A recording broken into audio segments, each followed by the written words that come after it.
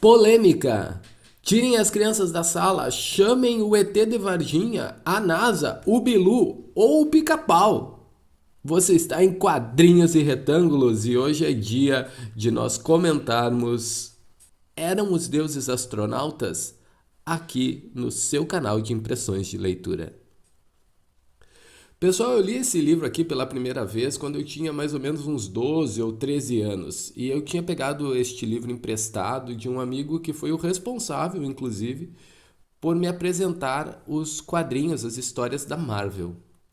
Naquela época nós éramos fissurados por super-heróis, mitologia e ficção científica. Quer dizer, até hoje a gente é fissurado nisso.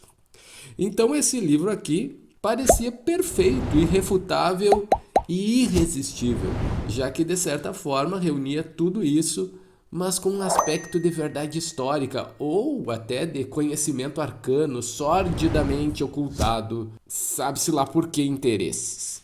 Eu lembro de ter ficado encantado com a forma como o texto parecia inteligente e conclusivo sobre o tema, e de como de repente eu havia sido convencido de que de fato os deuses antigos não passavam de simples astronautas mal interpretados por nossos antepassados, pouco esclarecidos sobre as realidades do mundo natural e do universo como um todo. A ignorância dos nossos primeiros pais era tamanha que nenhuma tentativa sincera dos visitantes do espaço de desfazer a confusão conseguiria superar o pensamento mágico fantasioso de gente tão atrasada. E o Von Däniken, então, estava fazendo um favor, e esse favor era impagável para os seus leitores, já que ele estava abrindo os olhos de todo mundo para algo tão evidente como um verdadeiro iluminado. Não por espíritos ou religiões, mas por evidências históricas e científicas sonegadas até então para não gerar histeria. Esse meu convencimento, muito entre aspas, resistiu somente até o final da leitura que eu fiz naquela época, a primeira, essa que eu estou comentando agora, quando a suspensão da incredulidade acabou e eu comecei a pensar sobre tudo o que eu tinha lido. E eu concluí o seguinte: o que esse cara defende não pode ser verdade, mas ele sabe escrever muito bem usando a psicologia reversa. Bem, o fato é que eu ganhei essa edição agora que eu tenho em mãos de uma colega de trabalho e eu iniciei imediatamente a releitura na expectativa nostálgica de reviver aquela experiência tão marcante da minha pré-adolescência. Mas a verdade é que nada é tão bom quanto a gente se lembra. Agora, depois de adulto, e já se passaram uns 30 anos, gente, eu percebo que o conteúdo desse livro não tem nada de perfeito, irrefutável ou irresistível. E longe disso, aliás. Von Däniken sequer faz afirmações. Isso fica por conta das elaborações do próprio leitor que quer, no final das contas, afirmar as suas próprias ideias sobre o tema. Tudo o que temos aqui são interrogações feitas por um jornalista.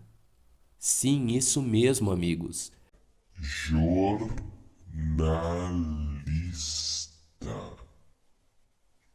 E essas indagações são feitas de forma bastante persuasiva a partir de leituras enviesadas, nada ortodoxas dos registros arqueológicos que se tem. Basta dizer que esse livro aqui é amplamente desacreditado pela comunidade científica e não serve como referência séria, a não ser para produções de conteúdo pseudocientífico para televisão. Nessa segunda leitura, nem mesmo o aspecto literário me pareceu tão bom como há 30 anos atrás. Porque dessa vez eu percebi claramente o aspecto especulativo de tudo que é dito. Tá, tudo bem. Ninguém pode acusar o Von Däniken de mentiroso ou charlatão, porque em nenhum momento ele diz ser outra coisa a não ser um jornalista.